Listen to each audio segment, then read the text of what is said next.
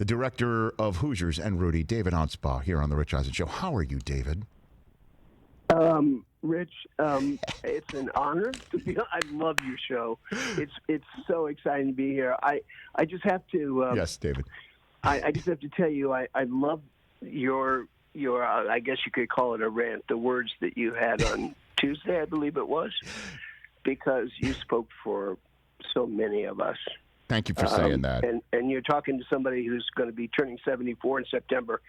So I've seen a lot of American history go down. I never in my lifetime dreamed that I would be witnessing what we're going through today. And it's funny because you mentioned on Tuesday, when you said to your audience, I don't know what you want to hear. Right. Do you want to talk sports? Do you want to, so in all due respect, my heart is there. And now we can get on with the Game of Thrones. Rudy is a scam.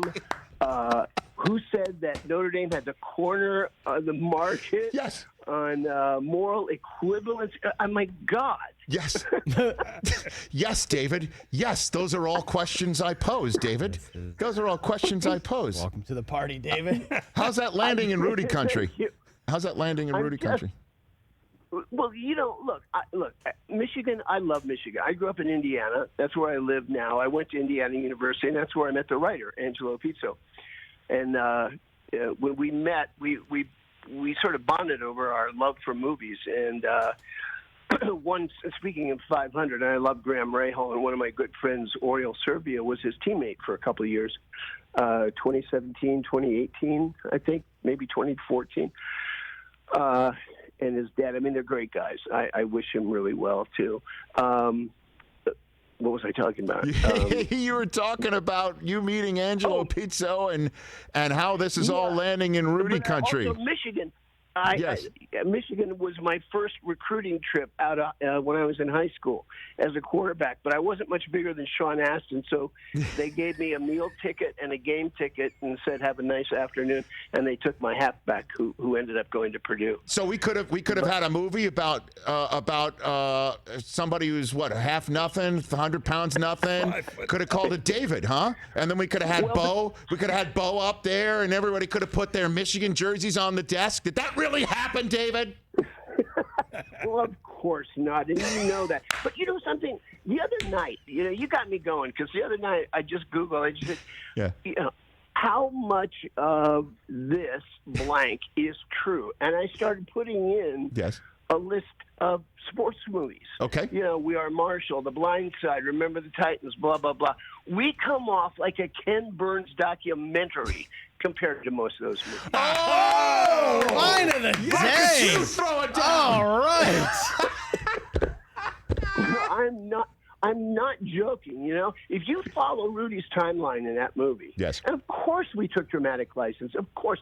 And by the way, speaking of the jersey scene, yes, you did see We Are Marshall, I'm assuming. Yes, you I did. Mm-hmm.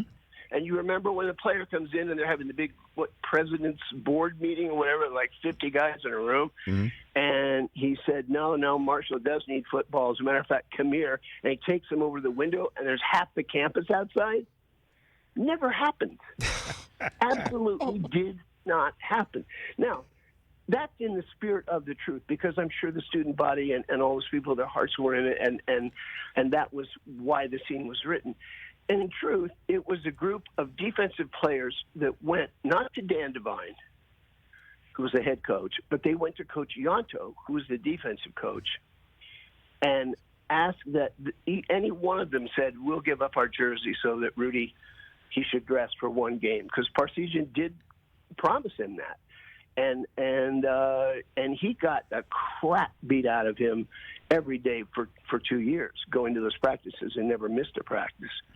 And they said he deserves it. So Angelo decided, in the spirit of the truth, that he really represented the feelings of most of the players on that team.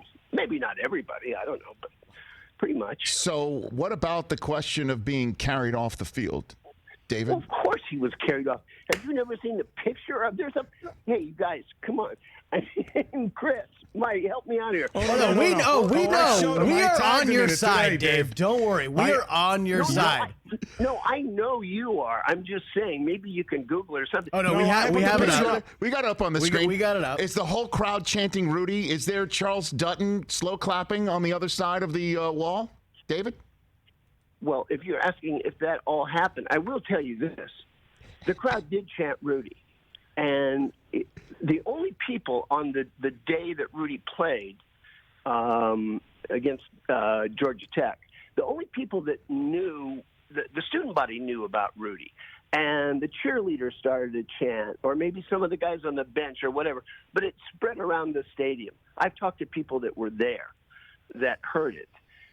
Now, what happened on the day that we shot it, I literally shot the entire footage of getting the, quote, money shots of, having Sean. We didn't have the money for CGI. I could have shot that at an empty state. I could have shot it at a high school, out at Oaks Christian or something, and it would have looked like Notre Dame Stadium. But we didn't have that money.